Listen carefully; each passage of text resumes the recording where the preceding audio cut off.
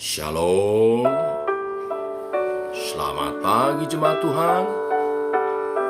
Berjumpa kembali dalam doa pagi online. Immanuel, Allah beserta kita.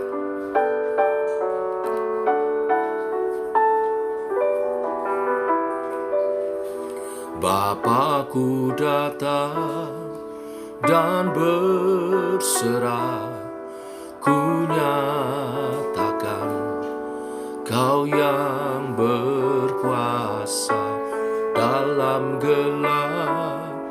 Kau setia, Kau cahaya hidupku.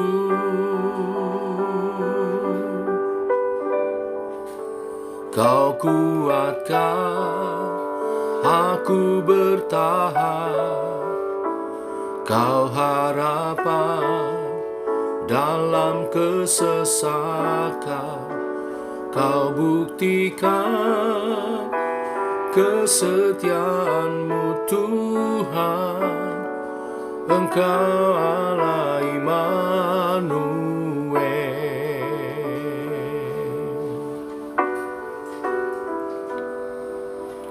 Oh,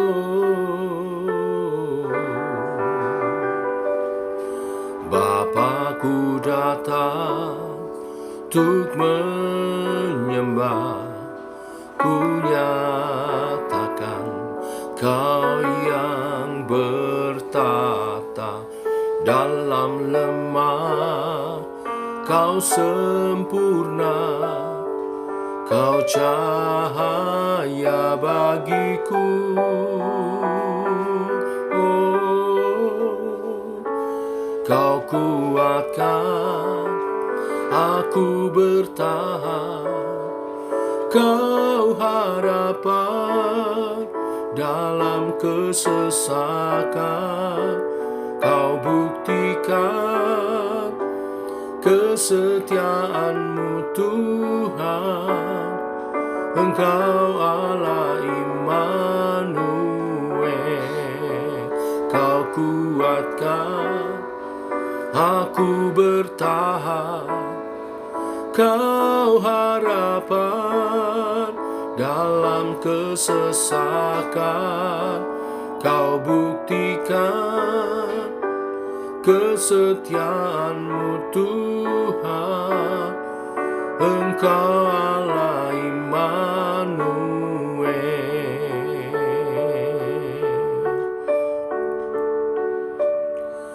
Immanuel, Immanuel, Engkau besertaku. Immanuel, Immanuel, Engkau Allah besertaku. Immanuel, Immanuel, Engkau besertaku. Immanuel, Immanuel, Engkau Allah besertaku. Engkau Allah besertaku. Oh, Immanuel, Immanuel, Immanuel,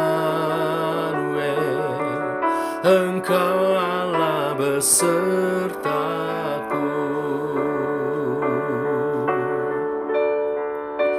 Kau kuatkan aku bertahan, Kau harapan dalam kesesakan.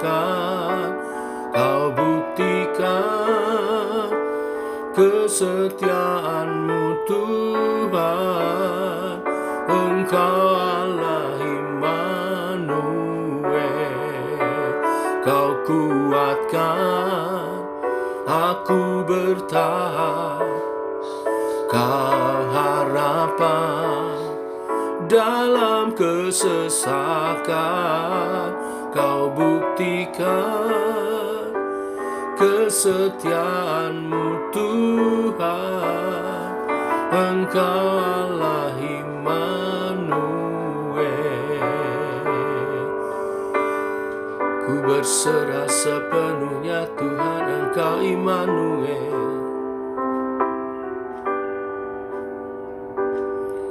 Engkau Allah Immanuel.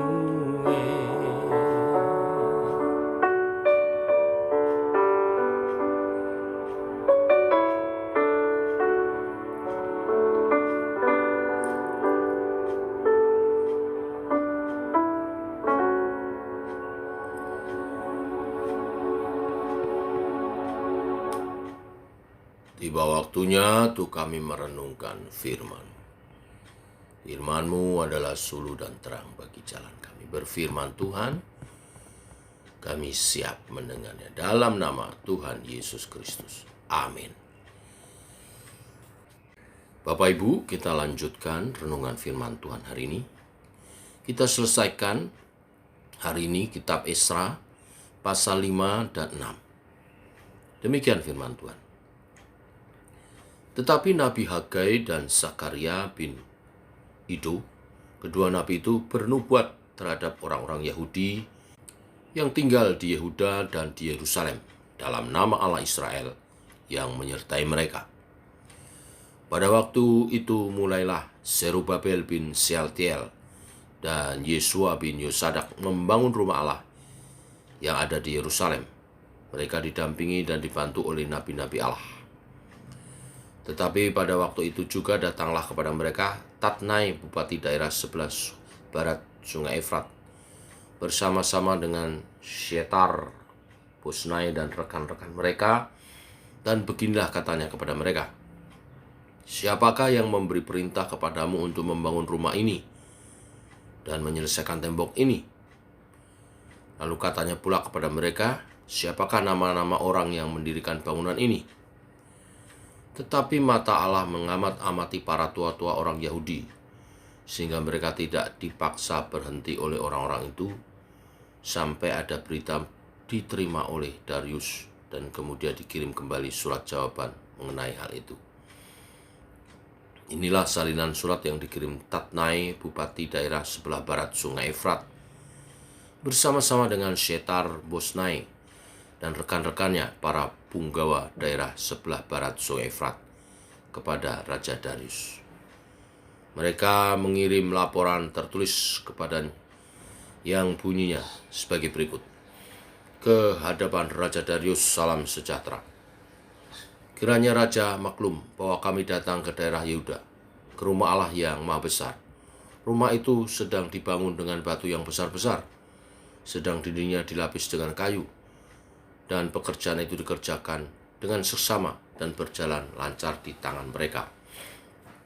Kemudian kami menanyai para tua-tua itu, dan beginilah kata kami kepada mereka, siapa yang memberi perintah kepadamu untuk membangun rumah ini dan menyelesaikan tembok ini? Lagi pula kami tanyakan kepada mereka nama-nama mereka, untuk memberitahukan kepada tuanku dengan mencatat nama orang-orang yang mengepalai mereka. Inilah jawaban yang diberikan mereka kepada kami. Kami adalah hamba-hamba Allah semesta langit dan bumi, dan kami membangun kembali rumah yang telah didirikan bertahun-tahun sebelumnya.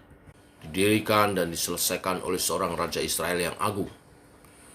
Tetapi sesudah nenek moyang kami membangkitkan murka Allah semesta langit, mereka diserahkannya ke dalam tangan Nebukadnezar, Raja negeri Babel, orang Kasdim, yang merusak rumah itu dan mengangkut bangsa itu sebagai tawanan ke negeri Babel.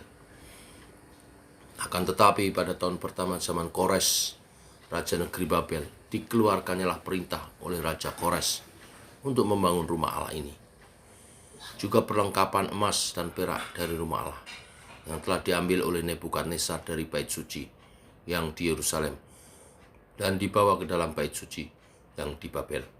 Diambil pula oleh Raja Kores dari bait suci yang di Babel itu dan diserahkan kepada seorang yang bernama Sesbasar yang telah diangkatnya menjadi bupati. Perintahnya kepada kami, ambillah perlengkapan ini, pergilah dan taruhlah itu di dalam bait suci yang di Yerusalem. Dan biarlah rumah Allah dibangun di tempat yang semula. Kemudian datanglah Sesbasar meletakkan dasar rumah Allah yang ada di Yerusalem. Dan sejak waktu itu sampai sekarang dikerjakanlah pembangunannya, hanya belum selesai. Oleh sebab itu, jikalau dianggap baik oleh raja, maka hendaklah diadakan penyelidikan di dalam gedung perbendaharaan raja di sana di Babel. Apakah pernah dikeluarkan perintah oleh Raja Kores untuk membangun kembali rumah Allah yang di Yerusalem itu? Kemudian keputusan raja tentang hal itu kiranya dikirimkan kepada kami. Sesudah itu atas perintah Raja Darius diadakan penyelidikan di perbendaharaan di Babel, di tempat naskah-naskah disimpan. Kemudian Ahmeta, benteng yang di provinsi Media, didapati sebuah gulungan yang isinya sebagai berikut. Piagam. Pada tahun pertama zaman Raja Kores, dikeluarkan perintah oleh Raja Kores mengenai rumah Allah di Yerusalem.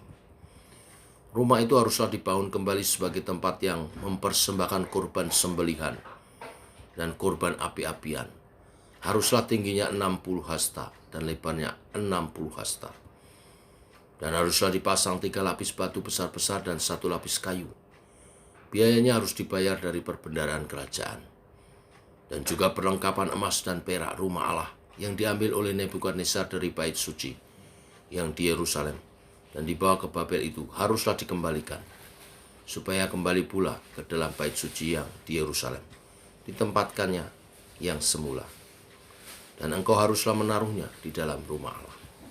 Oleh sebab itu, hei Tatnai, bupati daerah sebelah sungai Efrat, dan Syetar-Bosnai, serta rekan-rekanmu, para punggawa daerah seberang sungai Efrat, hendaklah kamu menjauhkan diri dari sana. Biarkanlah pekerjaan pembangunan rumah Allah itu. Bupati dan para tua-tua orang Yahudi boleh membangun rumah Allah itu di tempatnya yang semula. Lagi pula telah dikeluarkan perintah olehku tentang apa yang harus kamu perbuat terhadap para tua-tua orang Yahudi mengenai pembangunan rumah Allah itu, yakni daripada penghasilan kerajaan pada upeti daerah seberang sungai Efrat haruslah dengan sesama dan dengan tidak bertangguh diberi biaya kepada orang-orang itu. Dan apa yang diperlukan, yakni lembu jantan muda, domba jantan, anak domba untuk korban bakaran bagi Allah semesta langit, juga gandum, garam, anggur, dan minyak, menurut petunjuk para imam yang di Yerusalem, semuanya itu harus diberikan kepada mereka hari demi hari, tanpa kelalaian, supaya mereka selalu mempersembahkan korban yang menyenangkan kepada Allah semesta langit dan mendoakan raja serta anak-anaknya. Selanjutnya telah dikeluarkan perintah olehku, supaya setiap orang yang melanggar keputusan ini akan dicabut sebatang tiang dari rumahnya untuk menyulakannya pada ujung tiang itu, dan supaya rumahnya dijadikan reruntuhan oleh karena hal itu. Maka Allah yang sudah membuat namanya diam di sana, biarlah ia merobohkan setiap raja dan setiap bangsa yang mengacungkan tangan untuk melanggar keputusan ini dan membinasakan rumah Allah yang di Yerusalem itu. Aku Darius yang mengeluarkan perintah ini. Hendaklah itu dilakukan dengan seksama. Kemudian Tatnai, bupati daerah sebelah barat sungai Efrat, Syetar-Bosnai, dan rekan-rekan mereka berbuat dengan seksama menurut apa yang diperintahkan Raja Darius. Para tua-tua orang Yahudi melanjutkan pembangunan itu dengan lancar digerakkan oleh nubuat Nabi Hagai dan Nabi Zakaria bin Iddo. Mereka menyelesaikan pembangunan menurut perintah Allah Israel dan menurut perintah Kores, Darius, dan Artasasta, raja-raja negeri Persia. Maka selesailah rumah itu pada hari yang ketiga bulan Adar, yakni pada tahun yang ke-6 zaman pemerintahan Raja Darius. Maka orang Israel, para imam, orang-orang Lewi, dan orang-orang lain yang pulang dari pembuangan merayakan pentahbisan rumah Allah ini dengan sukaria. Untuk pentapisan rumah Allah ini, mereka mempersembahkan lembu jantan 100 ekor, domba jantan 200 ekor, dan anak domba 400 ekor, juga kambing jantan sebagai korban penghapus dosa bagi seluruh orang Israel, 12 ekor menurut bilangan suku Israel. Mereka juga menempatkan para imam pada golongan-golongannya dan orang Lewi pada rombongan-rombongannya untuk melakukan ibadah kepada Allah yang diam di Yerusalem, sesuai dengan yang ada tertulis dalam kitab Musa. Dan pada tanggal 14 bulan pertama, mereka yang pulang dari pembuangan merayakan Paskah. Karena para imam dan orang-orang Lewi bersama-sama mentahirkan diri, sehingga ditahirkanlah mereka sekalian. Demikianlah mereka menyembelih anak domba Paskah bagi semua orang yang pulang dari pembuangan, dan bagi saudara-saudara mereka, yakni para imam, dan bagi dirinya sendiri. Orang-orang Israel yang pulang dari pembuangan memakannya, dan demikian juga setiap orang yang memisahkan diri dari kenajisan bangsa-bangsa negeri itu, lalu menggabungkan diri kepada mereka untuk berbakti kepada Tuhan Allah Israel. Lagi pula mereka merayakan hari raya roti tidak beragi dengan sukacita 7 hari lamanya. Karena Tuhan telah membuat mereka bersukacita, Ia telah memalingkan hati raja negeri Asyur kepada mereka, sehingga raja membantu mereka dalam pekerjaan membangun rumah Allah, yakni Allah Israel. Amin. Bapak Ibu, di pasal 4 kemarin kita telah mengetahui pembangunan bait Allah dihentikan karena Raja Darius termakan hasutan dari musuh-musuh Israel. Ternyata perhentian itu memakan waktu cukup lama, yaitu antara tahun 536 sebelum Masehi sampai 520 sebelum Masehi, 16 tahun. Tetapi apakah rencana Tuhan memulihkan Israel dan membangun kembali baitnya berhenti? Tidak, Bapak Ibu. Tuhan mengirim Nabi Hagai dan Sakaria bernubuat dan menyampaikan harapan baru kepada umatnya untuk menyelesaikan bait Allah. Dalam renungan pagi hari ini kita melihat Tuhan tidak meninggalkan umatnya, dan Ia berkarya secara ajaib sehingga pembangunan bait Allah diselesaikan. Di sini kita melihat bagaimana cara Tuhan yang ajaib menyelesaikan pembangunan bait Allah itu. Yang pertama Tuhan mengutus nabi-nabinya, Nabi Hagai dan Sakaria, untuk bernubuat menyampaikan firman Tuhan yang membangkitkan kembali semangat tetua Yahudi dan umat Allah di Yerusalem untuk menyelesaikan, membangun kembali bait suci. Lalu yang kedua, kuasa Allah menyertai para tetua Israel dan menaruh hikmat ke atas mereka untuk memberikan jawaban dan dasar kebenaran atas tindakan mereka yang mengacu kepada dekrit Raja Kores. Yang ketiga, Tuhan memberi hikmat kebijaksanaan kepada Raja Darius untuk mengusut secara tuntas dan menemukan bukti dekrit dari Raja Koresi, bahkan mengeluarkan perintah baru untuk melanjutkan pembangunan bait suci ini.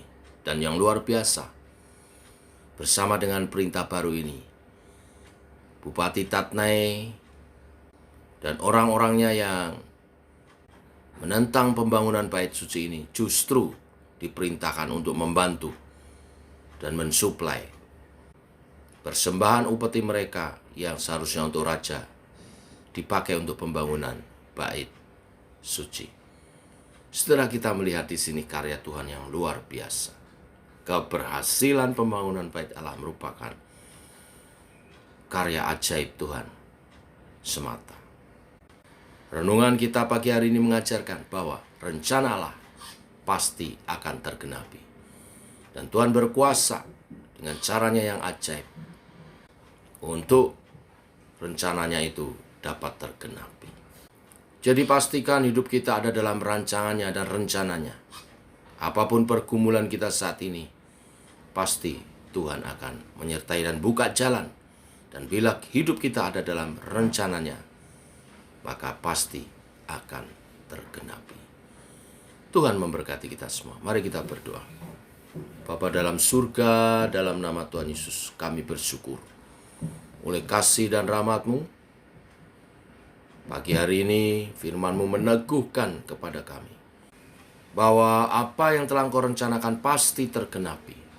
Walaupun manusia yang jahat bereka-reka ingin menggagalkannya. Demikian rencana Tuhan atas umat Tuhan pasti tergenapi. Atas kehidupan kami pasti tergenapi. Biarlah kebenaran firman ini meneguhkan setiap kami untuk hidup dalam rancangan-Mu. Hidup sesuai kehendak-Mu. Karena hanya rancangan-Mu dan kehendak-Mu yang pasti akan terjadi. Dan Tuhan mengawal. Bila waktunya tiba, cara-Mu yang ajaib dinyatakan. Engkau menolong pergumulan setiap umat Tuhan yang pagi hari ini berdoa bersama dengan hamba-Mu. Kami percaya dengan cara-Mu yang ajaib Engkau membuka jalan setiap kami. Terima kasih Tuhan. Kami percaya dalam nama Tuhan Yesus Kristus. Kami berdoa. Amin. Demikian saudara, doa pagi kita. Tetap semangat. Shalom.